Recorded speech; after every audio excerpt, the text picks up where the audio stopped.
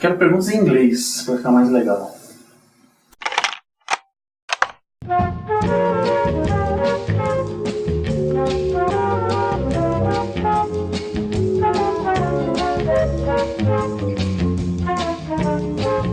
Vamos começar então hoje com as perguntas que a gente vê no ask.fm.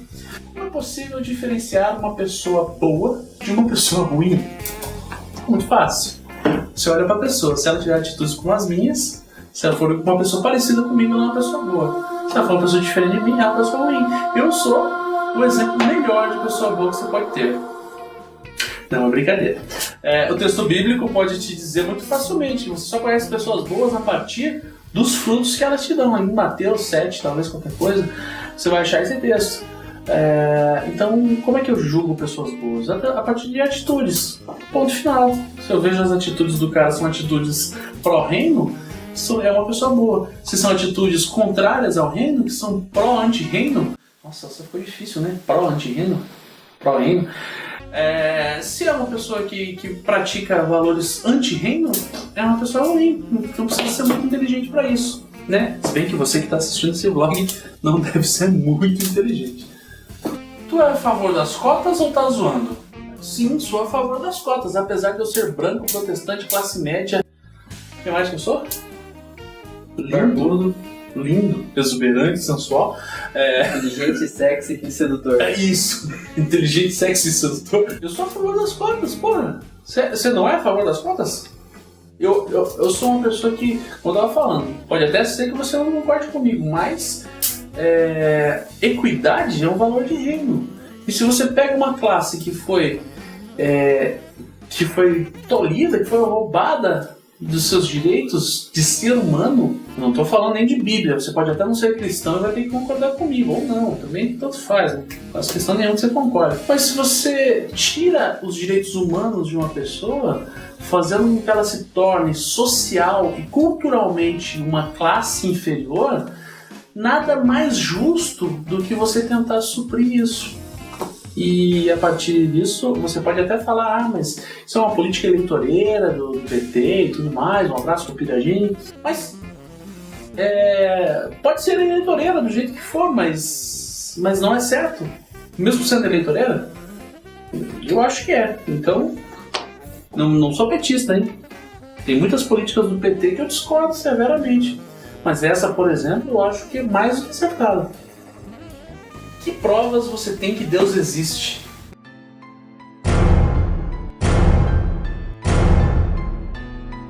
Que provas que eu tenho que Deus existe? Eu tenho documentos aqui. Imagens com o comandante Hamilton, pois não, comandante Hamilton? Tem documentos aqui dizendo que Deus existe. Tem até uma fotografia de Deus aqui. Não é brincadeira, não tenho papel nem provando nada.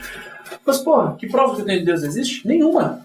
Nenhuma prova que Deus existe. Agora eu vou te explicar uma coisa. Não sei se você que fez essa pergunta está querendo me sacanear ou se você é um cristão mesmo com uma dúvida sincera. Ou um ateu com uma dúvida sincera. Ou um agnóstico. Não sei. Pense comigo. A religião cristã, ela tem uma base fundamental, que é a fé. Certo?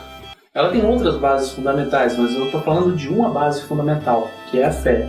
Essa fé, ela fundamenta, ela solidifica a cristandade como um todo. E agora eu coloco protestantes, católicos, espíritas, mormons, todo mundo que passa perto de Jesus, se não tiver fé, não pode ser. Veja, vamos colocar isso aqui no canto. Você me fala, qual é a prova que você tem que Deus existe? Nenhuma. A mesma prova de que o ateu tem que Deus não existe.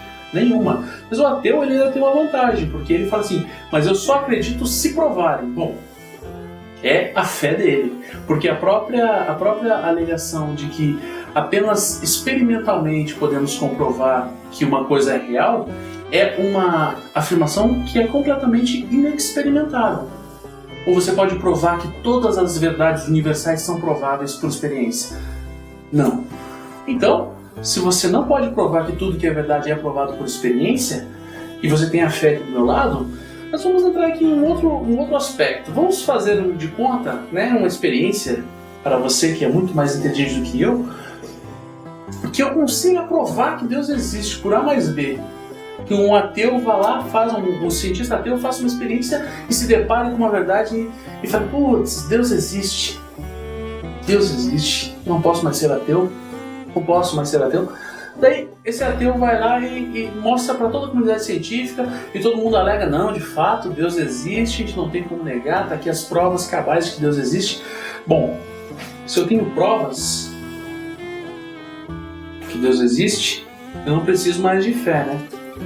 Porque a fé é a certeza das coisas que não se veem, que não tem prova. Se eu tenho provas de que Deus existe, então eu não preciso de fé para que as pessoas se convertam. Tira a fé do lugar, fica só a prova. Mas espera aí, eu tirei a fé que era fundamento do cristianismo. Se eu tirar o fundamento do cristianismo desaba. Ora, se eu provar que Deus existe, eu provo que Deus não existe. Fica para você pensar. Próxima pergunta. Por que você gosta tanto de bacon? Por que eu gosto tanto de bacon? Porra.